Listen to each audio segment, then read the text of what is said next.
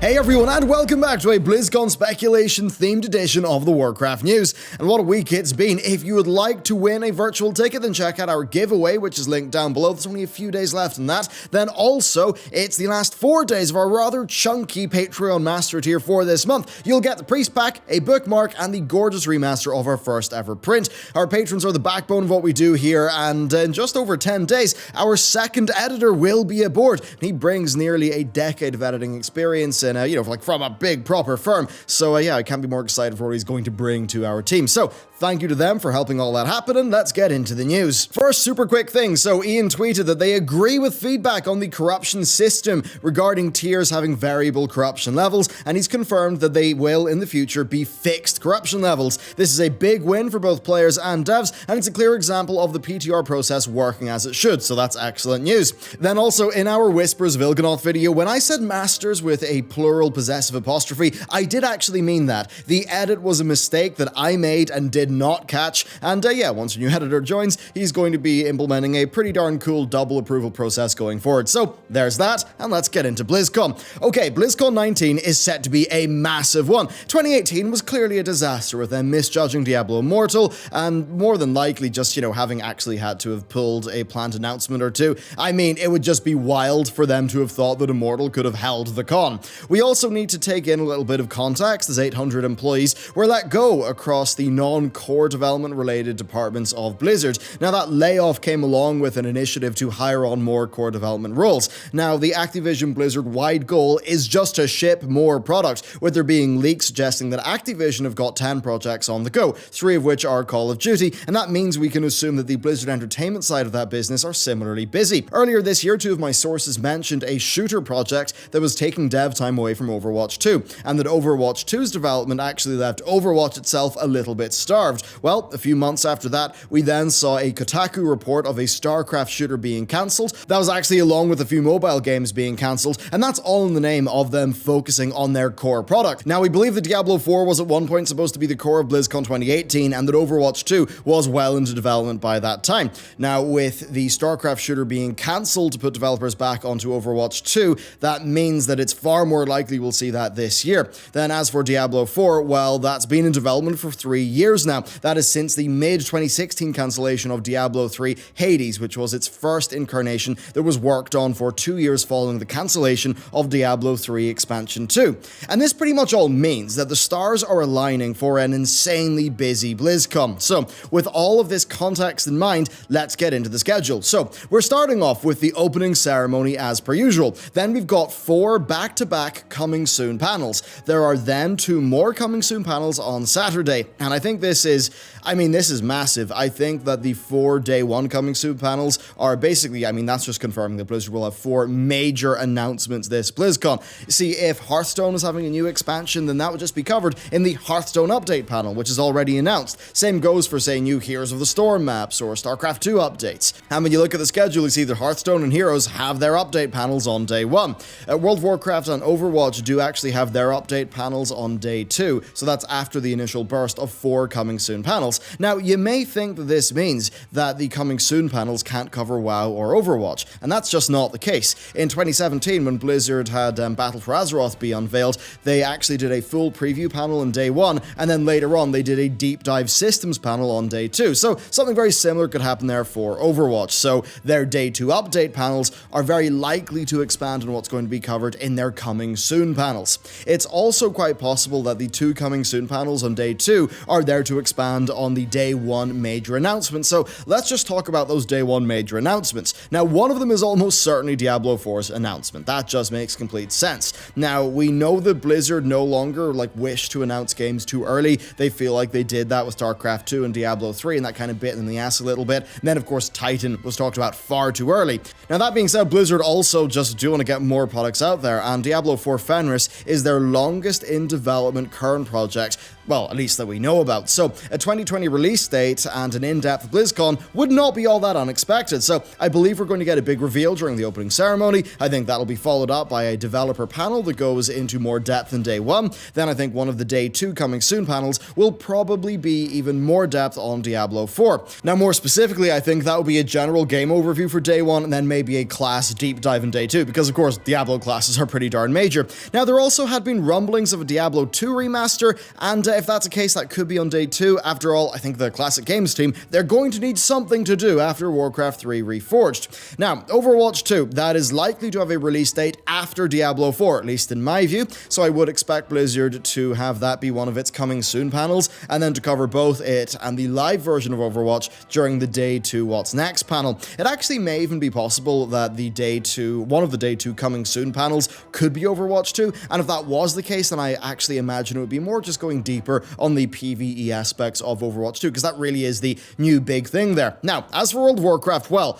that's where things get a bit challenging. So, patch 8.3 of Battle for Azeroth, it's a good effort, but it's clearly a content reuse patch. I mean, bar the raid, and that was likely completed ages ago, most of the patch content, it's just reusing existing areas. Now, don't get me wrong, I think that's smart, and I generally do think that Blizzard should feel more free to reuse all of Azeroth in the name of giving us more content. At the end of the day, content isn't art assets, content is gameplay, and the whole world is there. Still, though, it's clear that 8.3 is trying to get as much gameplay as it can out of, as little assets as it can get away with. There's no new zone, there's reused assaults, there's a raid, and I will admit though that the solo horrific visions I think are really, really fun. Now, why am I focusing here in this video on why 8.3 is a quick turnaround patch? Well, pretty simple. I think it's because Blizzard are going to announce the next WoW expansion with an August 2020 release date. I mean, Legion was August 2016, BFA was August 2018, the next one's probably August 2020, you know, God, I feel old now. Now, Battle for Azeroth, that was clearly an expansion that's just months behind schedule through the patch cycle. I mean, as I covered a while back, the relative release date from launch to patch 8.2 is actually closer to the patch 7.3 relative release date from launch. And yeah, that means the Blizz are like literally 2-3 months behind schedule, and that's pretty major when you're a big company like Blizzard,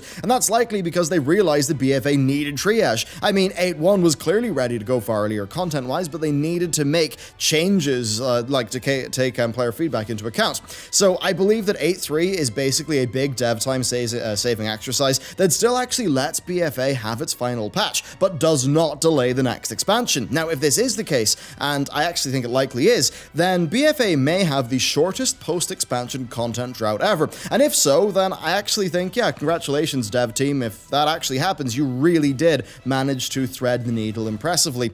So with that in mind, I'm expecting one of the day 1 coming soon panels to be World of Warcraft's next expansion, with the day 2 World of Warcraft update panel giving us more details similar to, say, the systems deep dive panel of BlizzCon 2017 for BFA. Now, part of me also wonders if Blizzard will want to be a bit more cautious. BFA, I mean, it must have burnt them hard. And, you know, I think it's a case of learning the wrong lessons, because I actually think that Legion was a massive fluke. This is maybe my most controversial opinion on WoW.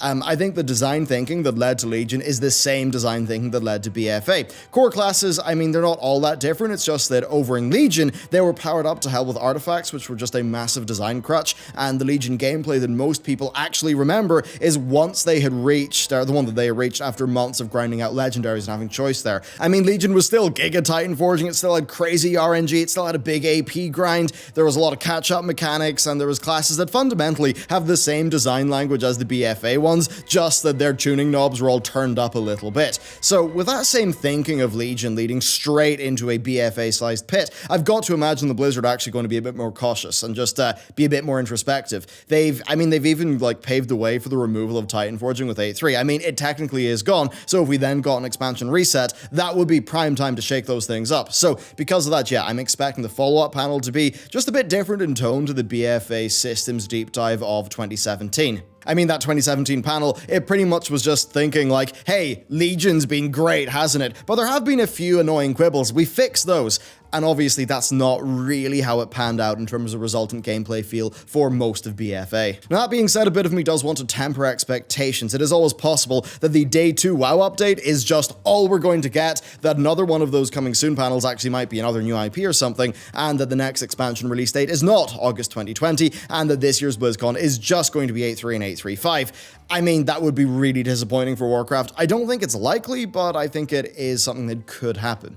Okay, so assuming we do get a WoW expansion this BlizzCon, what about that final coming soon panel for Day 1? Well, it could be new IP. Now, I'm not that connected to the rumor mill. I've not heard any rumors of new IP, so I don't know what it could actually be. When asked for comment on the StarCraft shooter, Blizzard did say that cancelling projects is common over there, that killing Nomad led to World of Warcraft, that killing Titan led to Overwatch. So what if the cancelled StarCraft shooter was to lead to something new? That's an interesting thought, but if you think about the timelines, I just don't think that would be likely for a 2020 announcement. So, yeah, it could be new IP. Now, it could also be Diablo Immortal or something weird like that, but I mean, A, that would be dumb, and B, Immortal's already been announced already, so if it was at the con, it would have a named panel, and funny enough, it doesn't have a named panel at the con, I think anyway, so, I mean, yeah, it's the right call. Now, of all things, I suppose new IP is the most likely there, although, to be honest with you, I did not expect to see any new IP efforts land in this BlizzCon. I thought they'd be 2020, and I thought 19 would just be WoW, D4, and Overwatch 2. Now, that being said, if you think about Blizzard as an organization, it's always possible that they're carrying forward another project from their incubation group, just one that we've not heard about. I mean, I believe that group had a number of its mobile projects axed earlier this year, but I mean, who knows? That could have been some of those projects axed in order to move those devs onto the one that was actually going to pan out, so there could be something there. I mean, hell, if we were to reach, there could be Blizzard Auto Chess. I mean, that would be them capitalizing on the recent auto chess trend of Dota Underlords and teamfight tactics, as well as making use of the existing library of HOTS heroes. So, I mean, yeah, could be something like that. Okay, so that would be the Day 1 for unannounced coming soon panels being D4, Overwatch 2, WoW 9.0, and probably a new IP. Then, I think one of the Day 2 coming soon panels could be a deeper look into Diablo 4. As for the final coming soon in Day 2, I mean, it could be related to an old game remaster announcement, it could be more details on Overwatch 2 or World of Warcraft, though they do both already have Day 2 panels right now, and I suppose if there was to be a new IP announcement, then that second panel in Day 2 that's currently unannounced could be a deeper dive into that new IP. Then finally, I do want to mention a wildcard that I have seen in YouTube comments quite a bit. So yes, Blizzard could do an animated series like Riot's Arcane, but you know what? I do kind of doubt it. Riot are an insanely profitable company that are privately owned by Tencent, so they're not exposed to the same pressures of being a publicly traded company. Activision Blizzard, though, are. Now, I think they just find it hard to justify the spend on a series like that, maybe like unless they've been able to secure a really lucrative distribution deal in advance or something like that. Now, there's also Warcraft 3 Reforged, and I mean, it's a strange project. From the beta data mining, and I mean, I've seen like beta data mining that's not been posted publicly, and look, it just doesn't look like the Blizz quality is there. It seems like the outsourcing of the characters really hit the project. I mean, I was browsing Unity, the Unity asset store last night, and I came upon RTS environment assets that just look better than Reforged. I mean, the assets look fine. I guess they just look generic as hell. They look like Raid Shadow Legends versions of World of Warcraft characters at points, which is a bit unfortunate. So just with that project missing its summer 2019 release date, I mean, it's clear that it's not all well. So I imagine that we're just going to get a new release date during the opening ceremony and just, you know, then a bit in their panel and really not much more past that. So that's WoW, Overwatch 2, Diablo 4, and potentially new IP. And that does mean this is set to be a massive BlizzCon, basically one of the largest ever.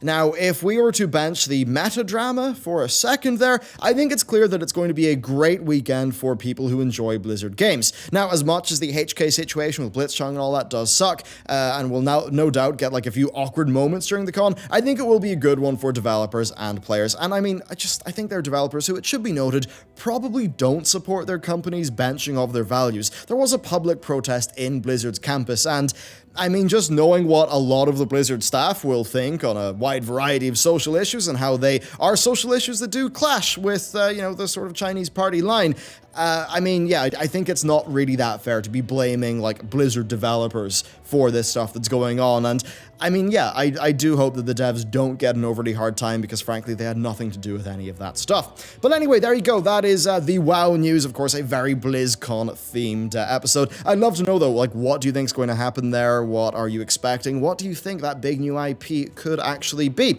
So, thank you very much for watching this video. If you'd like to support us a bit more, you can check out the Patreon. You'll also get some really cool new loot over there. And there's 4 days left on our current tier. And, of course, there's the virtual ticket giveaway as well to check out. Anyway, that's it for me. Thank you very much for watching this video, and I'll see you next time.